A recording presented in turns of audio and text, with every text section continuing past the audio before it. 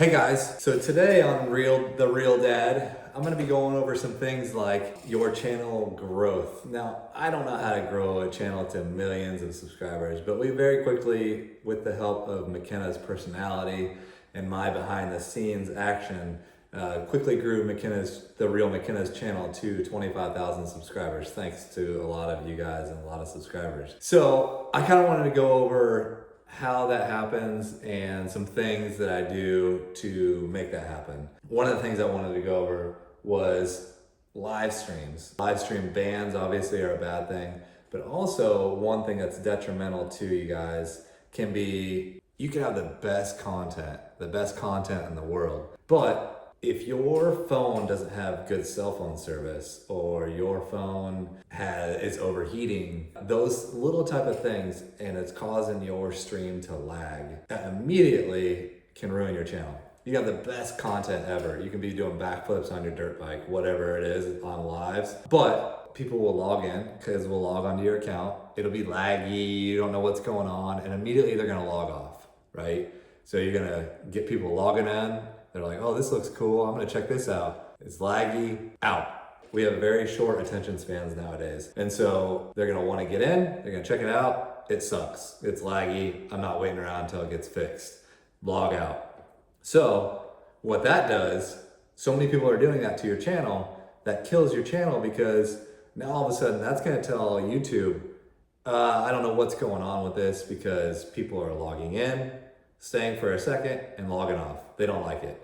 And so that tells the algorithm something's going on with this channel. They don't like it. We're not gonna recommend it to anybody else. That happens once, you say, oh, I don't know what happened. I'm gonna make sure that I have good cell phone service or whatever for the next video. And so you go for the next video and bam, it happens again. Well, now that really hurts your channel because now you have two videos where people have logged on, quickly logged off. So one of the things that I did was made sure that my cell phone service was good, that our Wi-Fi was good. So I started going through all these things. I talked to Verizon, our cell phone carrier, and I'm like, hey, this has a bad service area. Well, one thing that one of you subscribers said, check your phone to make sure it's not overheating. And sure enough, the phone was like 150 degrees. You know how it is if you're gaming or live streaming, your phone gets really hot. Well, that is compounded with where we live. It's really hot. It makes it really, basically it just it'll start to slow your phone down.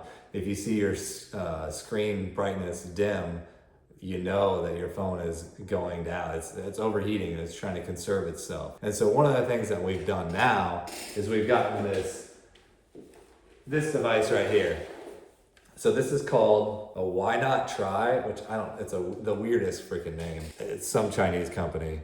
And so this is a radiator, and then this device goes onto the back of your phone, and it's called a peltier device, or a TEC, thermal coupling.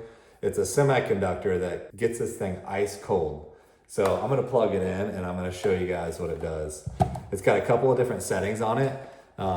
28 watts all the way up to 48 watts. This is the just regular 110 outlet here. What I have to do, since we're mobile, is I bring this, which is a little generator, a little battery powered generator. So if you've ever seen this, it's just essentially a battery that converts your DC power, which is what this is, a battery is DC power, into AC power. I'm gonna plug it in here. So now we got power going to it, and now I'm gonna turn this device on. So let's turn it on.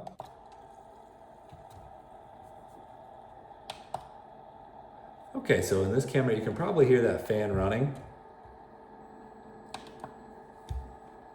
So right now I have it set to 38 watts.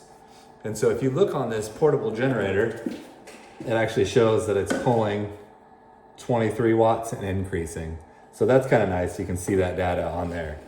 So I'm gonna set this off to the side. And now what you can see here is this has already started to frost up. So you can see the moisture there. It's already starting to get really cold. So I'm gonna grab this phone and I'm gonna show you how it hooks onto the back of it. So this one, I have a cover on the back of it. So you wanna have no cover. So let's take that cover off.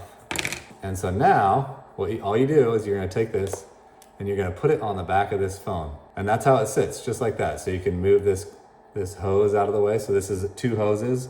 One puts cold water in, one takes the hot water out, is how that works. So now this will cool the phone down. So right now it's at 38 watts, if you can see that. And so you can press it again, and now it's at 48 watts. I'm gonna go get a temperature sensor, and I'm gonna see what this temperature of this phone is at. All right, I got my thermal gun. So this is a thermal infrared thermometer. It's got one of those little lasers. You ever seen those? You shoot it onto an object and it tells you what the temperature is. So the temperature in my hand right now is 90 degrees. What I wanted to do is kind of give you a little demonstration of what this has done already to this phone.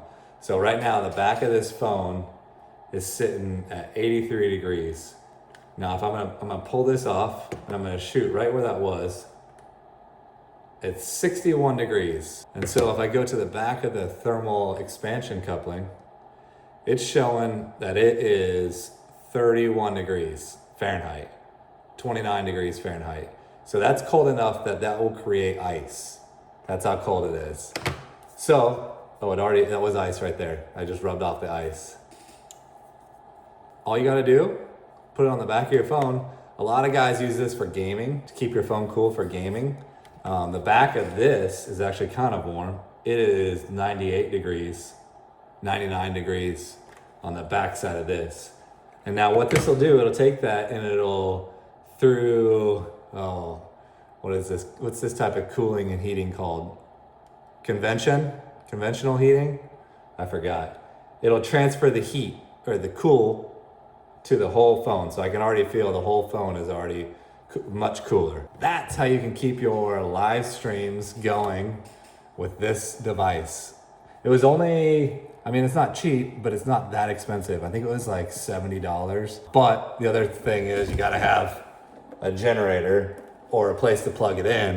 If you're at home, it's fine. You can plug it in right at your house, but we do a lot of our streaming out, which is using cell phone data, which is also creating more heat because it's trying harder to connect to a cell phone rather than being at your home Wi-Fi. It's worked out perfectly. We really enjoy using it. It's not too cumbersome. You basically just put it on the back of the phone. I now have my regular phone that I use without a cover on at the back. I just have a bumper, so the back is exposed to help with the cooling. That's pretty much it. It'll keep your phone ice cold and operating nice and smoothly. So thank you so much for watching. I'm not sure what to do with my hands.